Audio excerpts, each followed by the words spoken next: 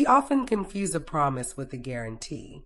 We look into the eyes of the person we love, hear the words, forever, and build our whole world on that sound. For Clara, that world was built on a lie. A beautiful, meticulously crafted deception delivered by the man who was supposed to be her future. She wasn't foolish. She was simply in love. And love, she would discover, is the most profound camouflage for betrayal. This is a confession not just of a vanished man, but of the woman who was left behind to pick up the pieces that included a life she was never meant to live. Welcome to Heartfelt Confessions. Tonight, we explore the aftermath of a total disappearance. The story of Clara, the diamond ring she never got to wear, and the single haunting clue that proved the man she loved never existed at all. It was the middle of August when Liam proposed. Not in a restaurant, not at sunset. He did it in their messy, sun-drenched apartment kitchen, standing in front of a half-empty box of cereal. Clara remembered the moment with crystalline clarity. He was laughing, slightly nervous, holding a ring box made of worn velvet. He promised her forever, not just with the ring, but with every detail. He described the small house they would buy with the big porch. He described the children they would raise, teaching them how to fish on Saturday mornings. He described growing old, sitting together on that porch, the same way his grandparents had. It wasn't the diamond that sold her, it was the certainty in his voice. The absolute, unshakable certainty of a shared future. They set the date for 9 months away, a spring wedding, a new beginning. Liam was a consultant, always traveling, always on his phone. He had an intensity about him, a driven ambition that Clara found exhilarating. He never talked much about his family, citing a complicated, distant upbringing. Clara, who craved that complexity, filled the void with her own family's warmth. In the 9 months leading up to the wedding, Liam was meticulous. He paid for the venue in full. He designed the invitations. He even chose the color of the flowers, a deep, bruised purple that matched Clara's eyes. But there were moments, small cracks in the facade, she chose to ignore. Like the time she accidentally picked up his phone and saw an unfamiliar number with a cryptic text, "The transfer is confirmed. See you soon." She asked him about it. He just smiled, said it was a work thing, and quickly changed the subject, kissing her deeply to erase the question. Or the fact that whenever she tried to book a flight to meet his distant sister in Seattle, the plans always mysteriously fell through. She called these moments anxiety. She called them the pressure of the wedding. She never once called them a warning. The day of the wedding was beautiful. A pale blue spring sky, the air heavy with the scent of lilacs. The church was filled. Clara stood in her grandmother's lace gown, her heart thrumming with a painful, ecstatic excitement. The music began. The large oak doors swung open. She saw her friends, her mother weeping softly in the front pew. She saw the altar and the priest waiting. But she did not see Liam. She stood there for 30 seconds that felt like 30 years. The music faded into an uneasy silence. Her brother, Alex, stepped forward, his face pale.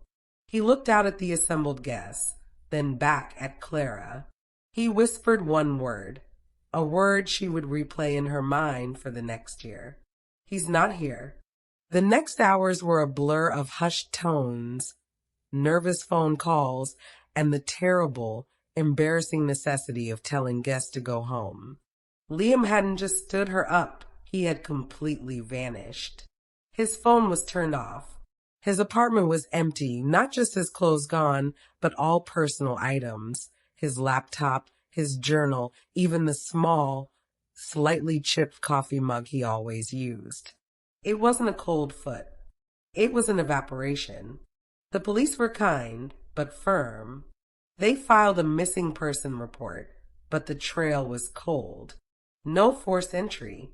No signs of struggle. He was not a victim, he was a runner. Clara refused to accept it. She spent the next 6 months in a state of meticulous denial. She kept the apartment. She kept the ring. She kept the hope. She replayed every conversation, every trip, every smile. She was searching for the moment the lie began. The hardest part was the silence.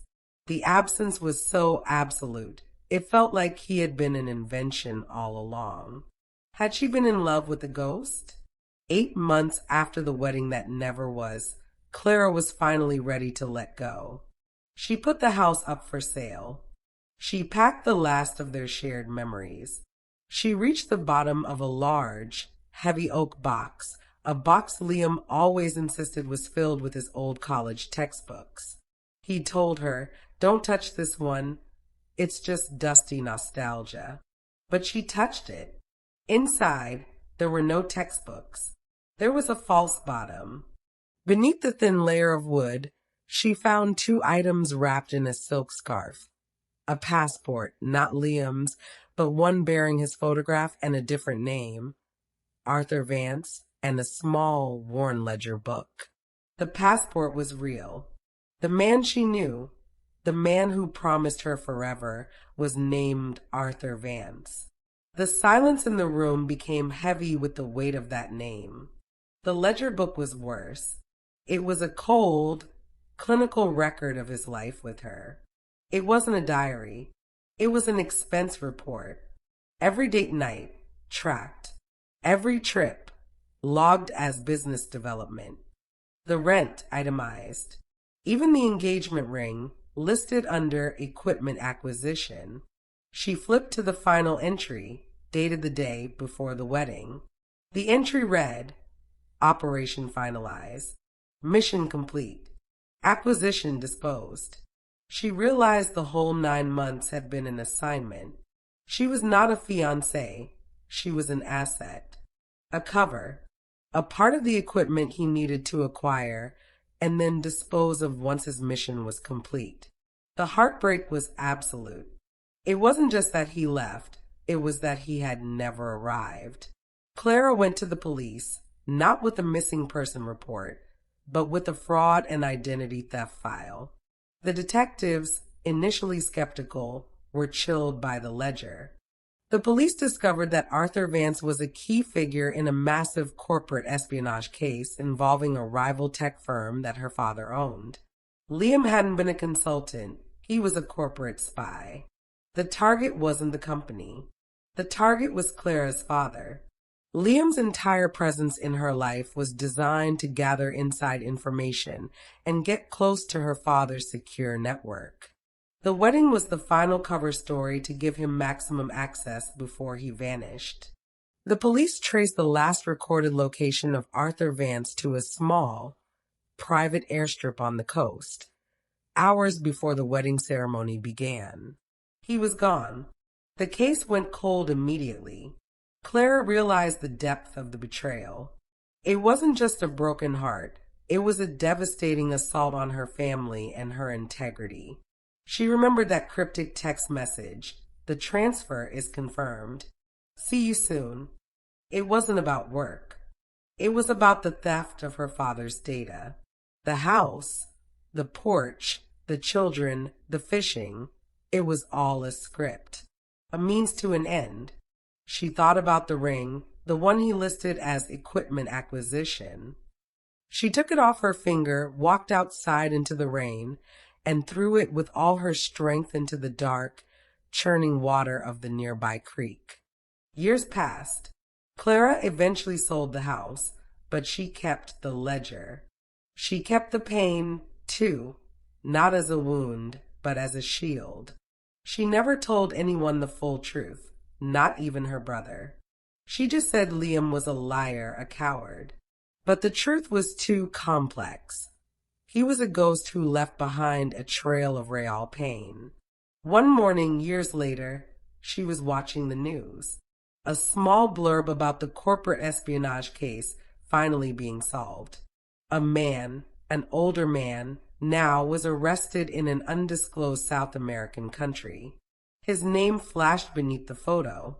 Not Liam, not Arthur Vance. It was Edward Hayes.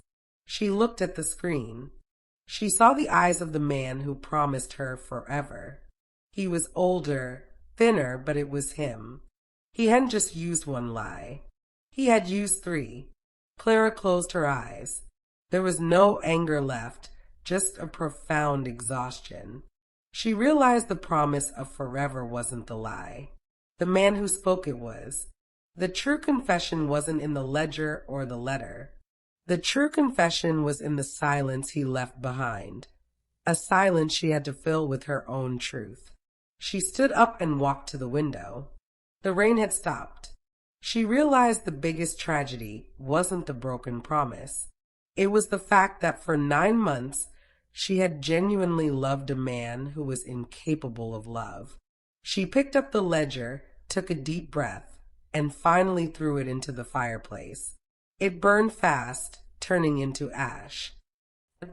The lie was finally gone, but the heartfelt confession was hers. It takes much more courage to rebuild a life alone than it does to run away from one. We are defined not by the promises others make to us, but by the strength we find when those promises vanish. This was a heartfelt confession, a story of love, espionage, and the 3 names that ruined one woman's life. If this story touched your heart, remember to subscribe to Heartfelt Confessions.